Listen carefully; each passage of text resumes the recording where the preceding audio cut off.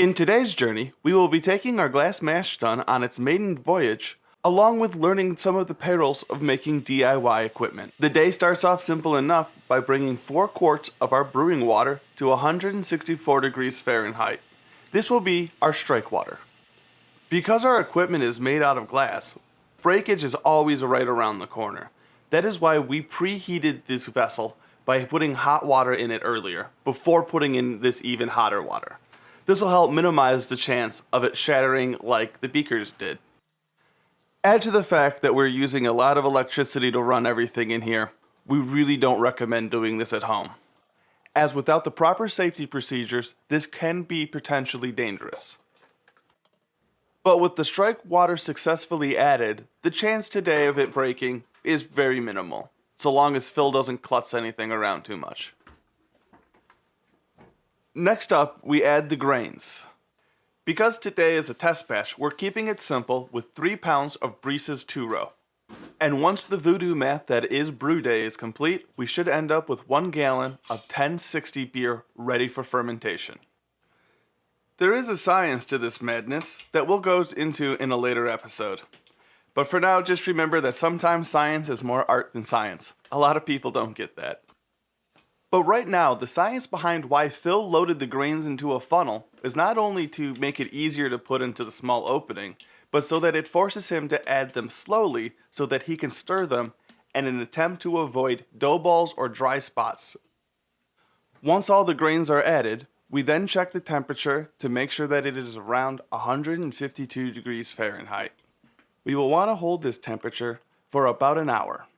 During this time, enzymes will be activated that will convert the starch in the grains to sugars for later fermentation.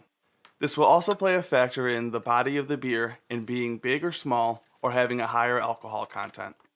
As the mash is going on, we will use our side pot to bring another gallon of water to 168 degrees for use as our sparge water later.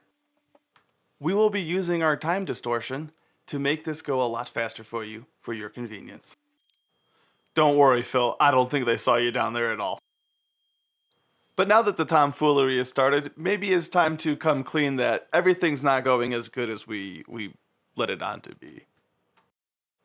For example, we weren't really counting on the temperature of the grains and the mash tun itself to suck so much temperature out of the mash. We are way below temperature and we're about to try to fix it, but it just doesn't come back. Normally what you would do is take about a cup of water that's boiling from your supply of water that was already calculated for your recipe and add it directly into your mash every time you lose about 4 degrees of temperature. Unfortunately, we are over 10 degrees low. We are actually about 1042 right now. So even though we're about to add about 4 to 5 cups of water, it doesn't really get up very far.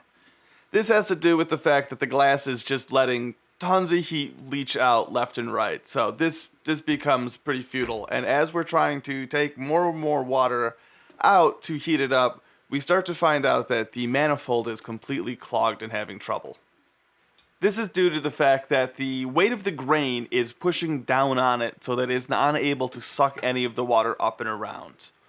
This comes down to why we mentioned earlier that when building your own equipment, it is always important to count on at least a single test batch to make sure that you have a chance to work out all the kinks. So, while some of these problems would have been fixable, we decided to cut our losses after another hour of putzing around with it, as we were never able to get the manifold to drain fast enough to actually perform a sparge in any meaningful way. Although some people would view this day as a failure, I still view it as a success, as we learned a lot about the new system and how mashing in glass is a lot different than using an insulated cooler, which is definitely the preferred method. We're going to redesign the manifold by making the holes a little bit bigger and raising it up with a support so that the grain weight can't push it down.